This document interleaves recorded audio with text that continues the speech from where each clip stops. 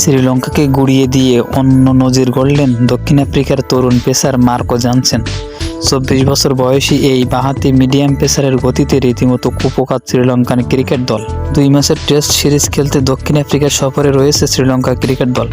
সিরিজের প্রথম টেস্টের প্রথম ইনিংসে দক্ষিণ আফ্রিকার করা 191 রানের জবাবে ব্যাটিংয়ে নেমে 42 রানেই অল আউট হয়ে যায় শ্রীলঙ্কা। 15 ওভারও ব্যাটিং করতে পারেনি সফরকারী দলটি। মাত্র 13.5 ওভারেই অল আউট হয়ে শুধু তাই নয়, 83টির বেশি বৈধ ডেলিভারি মোকাবেলা করতে পারেনি লঙ্কানরা।